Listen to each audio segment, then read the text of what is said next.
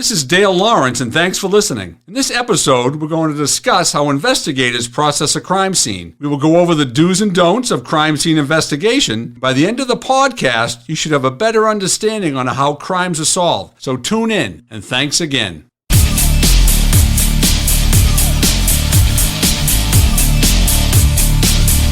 Thanks for joining us at Inside the Line, Real Stories by Real Cops.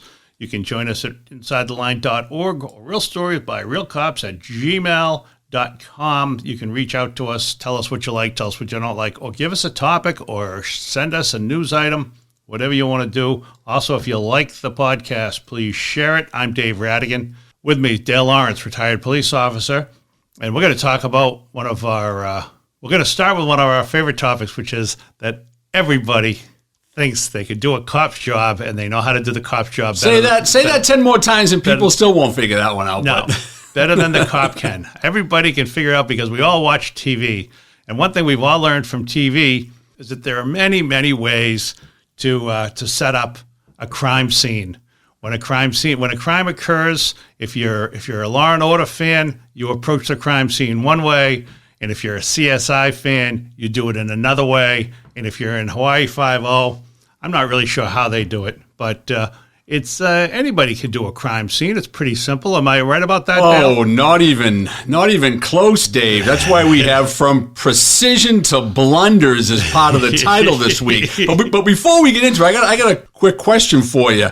We're looking to get more listeners, and this podcast in and of itself is very specific to criminals in jail. So if you're a murderer, a rapist, or a kidnapper, you might want to listen to this, because not only are we telling people or showing people how a crime scene is investigated, but if you want to use it for nefarious ways, you can do that. So my question to you is, Dave, yes, do you still know your cellmate's phone number? Because I know he's still locked up. I like the way that you you talk about the demographic of our listenership.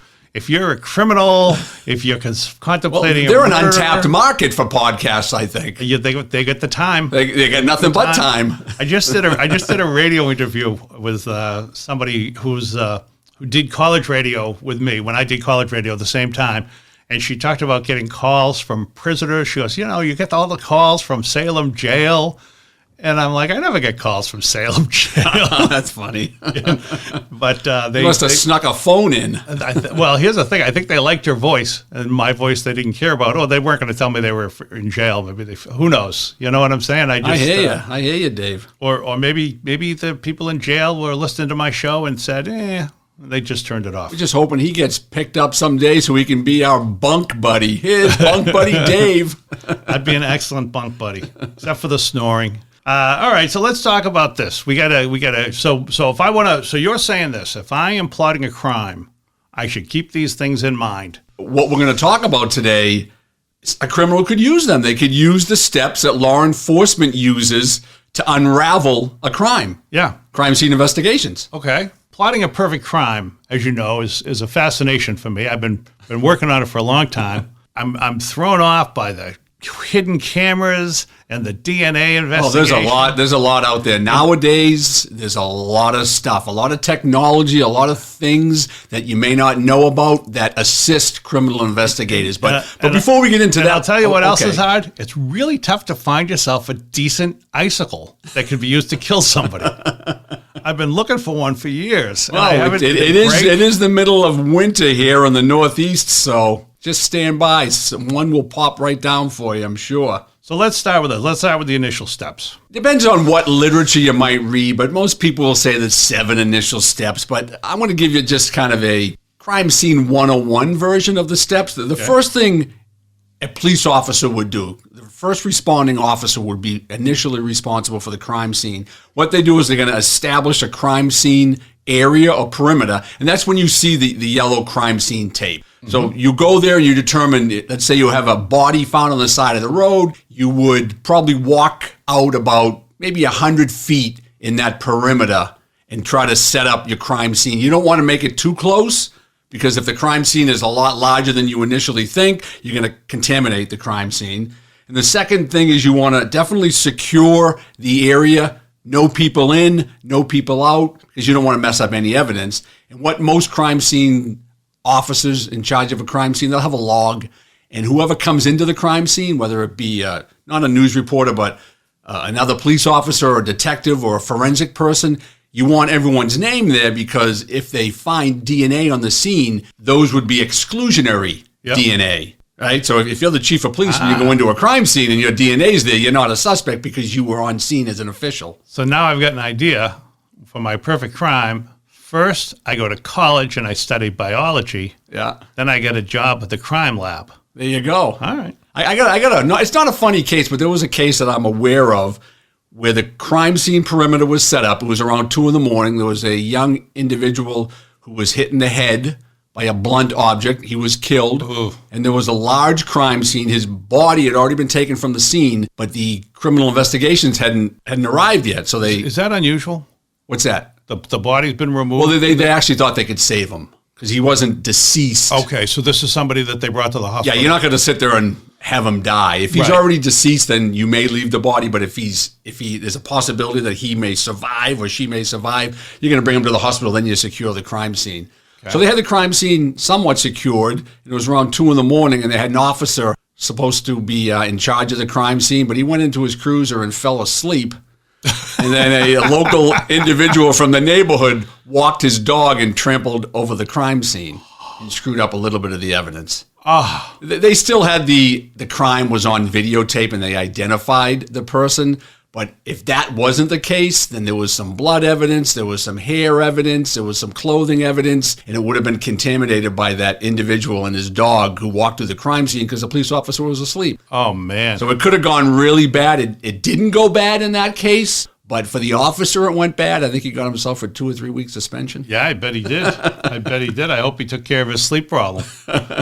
And by when you talk about contaminating the crime scene with a guy walking his dog, I mean, what are you saying? The guy just walks the dog through the crime scene? He might not have seen the yellow tape. I mean, would you ever think at 3 a.m. you're out walking your dog without a cop? I would think, oh, somebody left the tape here. Yeah, you're not gonna necessarily think that. You're not gonna be aware of that. Yeah, you would think in your head, Jesus, if this was a crime scene, there'd be a police officer stopping me, but he was asleep. And there is a difference between an indoor crime scene and an outdoor crime scene. Obviously, an outdoor crime scene, the elements, wind, rain, snow can contaminate it. Yeah. There was a murder that we had in the community that I work. The guy was murdered. He was beat to death. His body was left on the side of the road. And when the officers found him in the morning, there was no blood at all because it had poured rain the night before. Wow. So it poured all night. So any forensic evidence on an outdoor scene like that is gone. It's washed away.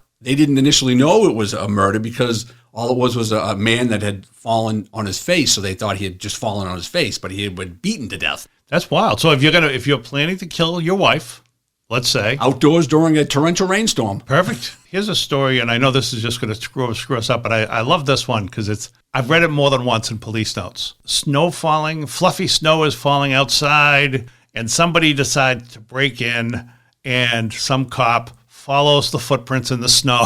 Absolutely, yeah. and they bust the guy. Yeah, absolutely. We talked about that in one of our earlier podcasts where an individual was having sex with a sheep and it had snowed. Yes. I remember during one the of night. your favorite episodes. Yeah, one of my favorite episodes. And they followed the footprints to the house of the suspect. And he was arrested at the house for that. So, and an indoor crime scene is easier to process because very little of the evidence would be contaminated by the elements. So there's obviously a different technique that you would use indoors and outdoors. How much does it take to contaminate? And when you're saying contaminate a crime scene, let's say this. Our victim lives alone. Somebody comes in and they murder the person in their living room. I come in as the investigating cop. I walk through the house to make sure the person's nobody there. My partner is there with me. That would be standard. So we have two sets of DNA. That's why you had the logbook to know who was in the house. Now, guy comes in, same situation outside. The guy comes in and walks his dog through the area. How's it is it contaminated beyond? No, it's or not. Are we just saying here's another suspect in the dog? If you're talking, if there was blood evidence like footprints, or if there was footprints in the snow of a person who might have done something and the footprint had a specific pattern to it. So we said there are other people who've been through here. there have been Yeah, that's why with any crime scene, the less amount of people that have access to a crime scene, indoor or outdoors, the easier, it's never easy, but the easier it's going to be for the forensic people to get evidence at the scene. All right, so you're basically reducing a number of variables. Absolutely. Okay. And then obviously once the officer has given up the scene, he'll usually give up the scene to a state police investigator, criminal investigator, usually state police or local investigator, and they'll photo the scene. Okay. They take a large photo of the whole area. They'll take a picture of the whole area. Then they'll start narrowing down certain parts of the crime scene, and they'll take photos there. They'll use rulers to determine distance. Right. And things like that. Yep. Another scenario, I was at a crime scene. It was a car accident, and they thought the person was going to die from the car accident, so they called the state police in, because state police does the forensics on car accidents. What happened was a state trooper that came in, the crime scene was still there, the cars were up against a tree, and there was another car, and there was a lot of blood and everything like that. He started taking pictures, and he took all his pictures. They cleared the crime scene. They took all the vehicles away, and guess what? He didn't have his memory card in his camera. That happened to me once. Happened to me once when I was out doing a story with film, back when we used to use film. He didn't have a memory card in there, so he only had a couple of photos. He's lucky he had a couple. Yeah, he didn't have enough, though. Oh, that's awful. Again, the human element in this is that you've got, you talk about bringing in the state cops.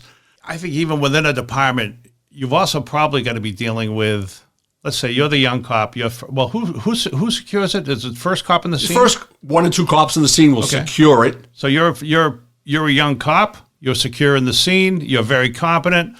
All of a sudden, a senior cop or the state cops come in. They got no use for you at all. Absolutely. Egos always come into play. Egos always come into play with unprofessional law enforcement people, whether it be state, local, or federal. How many unprofessional law percentage? 50%. 50. That's 1 in 2. 50 out of 100.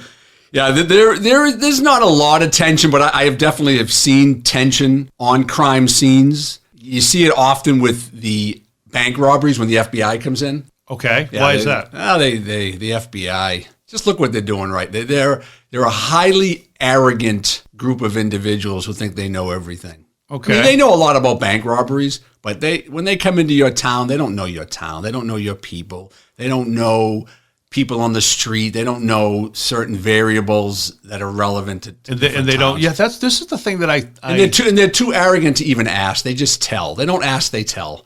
I think that's one of the things that I know that there's an issue sometimes in Massachusetts, sometimes between state and local cops. Absolutely, there is. There's an issue. I know there's ego, just like there's ego between cops from the town and security guards. Yeah. But even within the departments where you expect there to be cooperation and kinship, there's from none. The detective unit to the patrol unit, there are issues. From the lieutenants and the captains, there are issues with the patrolmen who are lower ranked than them. So yeah, cops need to keep their ego in check a lot. But that's a story we can have a whole talk about that. Okay. The cop ego, love it or leave it. But how would it affect, let's say, crime scene, simply the crime scene investigation? If I've got too much ego in whatever position I'm at, I get the idea that I'm not going to listen to you about any local people, any local characters, any local issues, anything that might be specific to that story. You need to remain objective. But how about when you're at the actual crime scene? Is there something like, hey, there's blood right over here. We don't care about that blood. That sort of thing. I mean, you ever every situation is different, but yeah, I've seen situations like that. Hey, kid, you stand over there, keep the notebook and be quiet. We got this. Don't worry about it. You just came out of the academy, and they belittle the person sometimes, and they make them feel inferior. But that young officer, he could have the clue that solves the crime. Right. So you have to remain very objective and very open-minded and let everyone give their input. And then with that input, you can filter out the good input from the bad input, and hopefully you can start your investigation that way. And I hate to say this because I think we're being too fair, but same case. There are cops, and the FBI doesn't always. It's not something they always do. This is like 50%. That means about 50% of the time, if your statistics are correct, it means half the time people are actually pretty cooperative with each other. Yeah, for the most part, people